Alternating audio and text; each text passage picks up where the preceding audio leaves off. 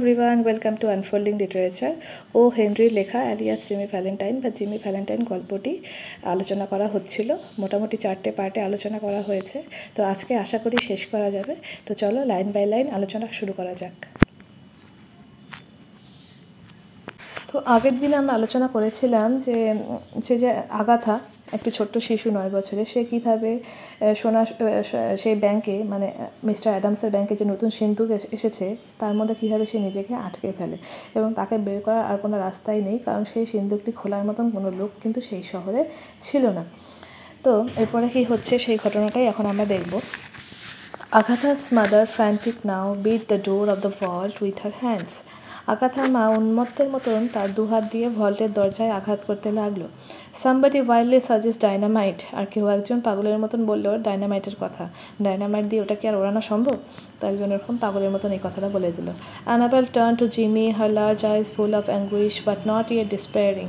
তো বলছে অ্যানাবেল জিমির দিকে তাকালো, তার বড় চোখ দুটিতে ছিল একদম বিশাল, কারণ তার যে ভাগ্নি সে সেখানে আটকা পড়ে গেছে, কিন্তু যেখানে নিরাশা ছিল না। মানে ও কি চাচ্ছিল, ওর মনে একটা আশা ছিল জিমি বা স্পেন্সার এখন সেই কিন্তু এই বিপদ থেকে তাদেরকে উদ্ধার করতে পারে। অ্যানাবেল কিন্তু সেই আশা নিয়ে জিমির দিকে তাকালো। To a woman nothing seems quite impossible to the power of the man she worships. তো বলেছে যে কোনো মহিলা যে পুরুষকে পছন্দ করে তার কাছে সেই পুরুষের অসাধ্য কিছুই নেই। পৃথিবীতে কিন্তু এমনটাই চলে যে যে কোনো মহিলা যাকে ভালোবাসে তো সে মনে করে সেই পুরুষটি যেন পৃথিবীর সব কিছুই করতে পারে। Can't you do something Ralph, try want you. তো সে বলছে কি তুমি কি কিছু করতে পারো না রাল্ফ, চেষ্টা করো, করবে না? তো এইভাবে জিজ্ঞেস করছে। He looked at her with a queer soft smile on his lips in his keen eyes. তো বলছে সে তার ঠোঁটে অদ্ভুত স্নিগ্ধ একটা হাসি এবং তীক্ষ্ণ দৃষ্টি নিয়ে তার দিকে তাকালো এবং সে বলল, and he said, give me that rose you are wearing, will you? Hardly believing that she heard him all right, she unpinned the bud from the bosom of her dress and placed it in his hand. তো বলল যে তোমার পোশাকে যে গোলাপটি লাগিয়েছে সেটা আমাকে দেবে। সে যা শুনলো সেটি প্রায় অবিশ্বাস। অ্যানাবেল ভাবছে গোলাপটি কেন চাইল, তবুও সে তার পোশাকের সামনে থেকে কুড়িটি খুলে তার হাতে দিল।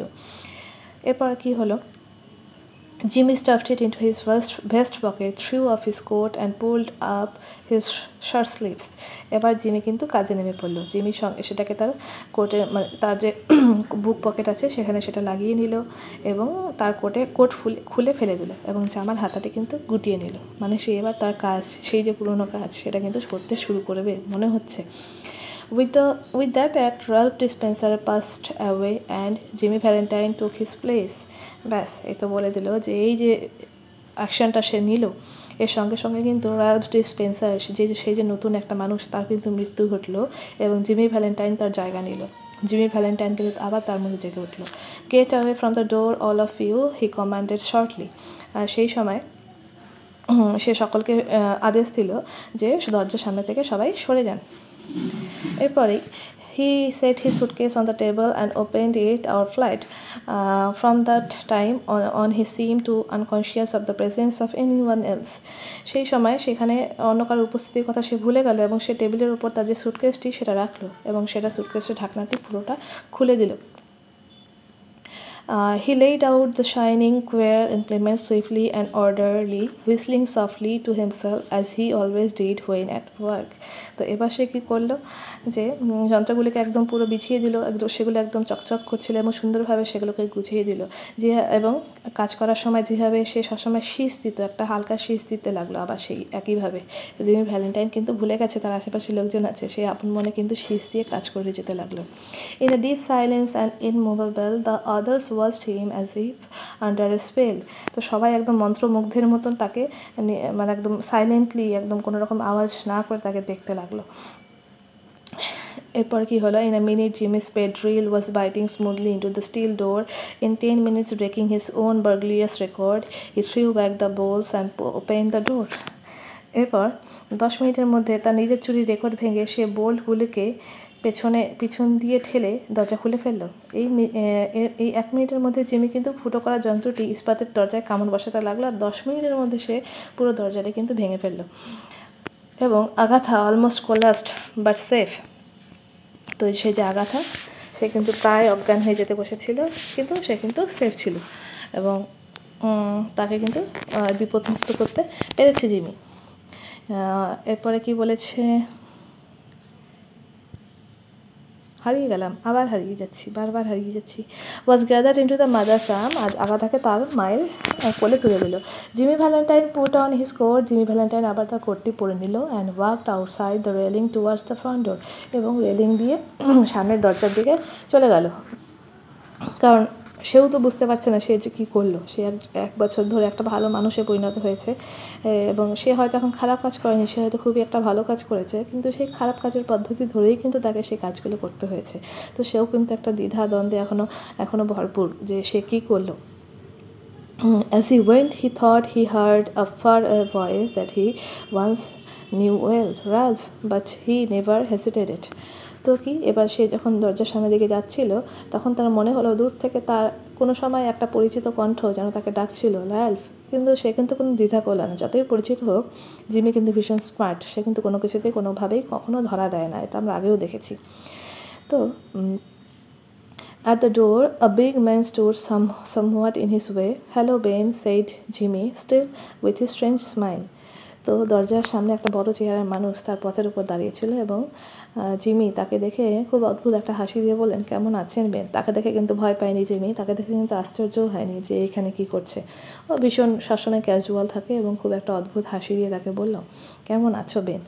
ভাবা যায় তার মনে কিন্তু কোনো ভয় নেই যে অতীতে তার চুরির জন্য তাকে কেউ এখন ধরতে পারে, কারণ সে জানে সে কোনো প্রমাণ কিন্তু কোনো চুরিতে রেখে আসে না।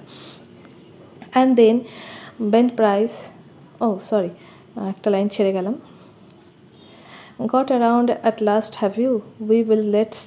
Let's go. I don't know that it makes much difference now."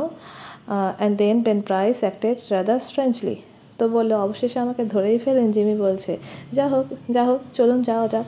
তো জিমি কিন্তু ভেবে নিয়েছে বেন প্রাইসকে দেখেও হয়তো আমাকে ধরেই মানে আমাকে ধরতে এসেছে, তো এবার যেতেই হবে। তো বলছে, "চলুন যাওয়া যাক।" তো আমার মনে হয় না এটা এখন কিছু যায় আসবে।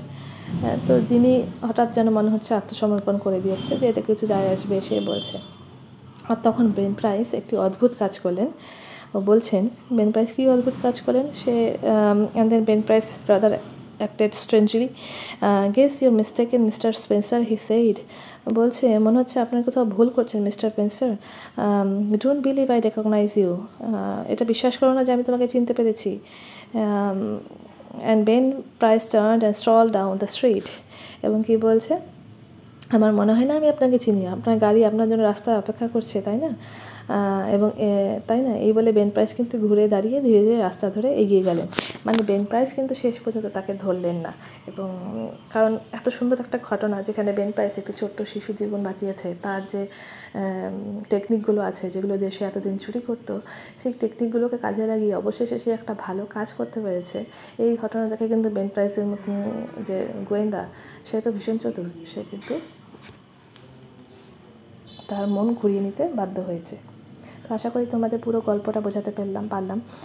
আজকে এই গল্পটি শেষ হলো, মোটামুটি 5টি পার্টে এটা আলোচনা করা হয়েছে।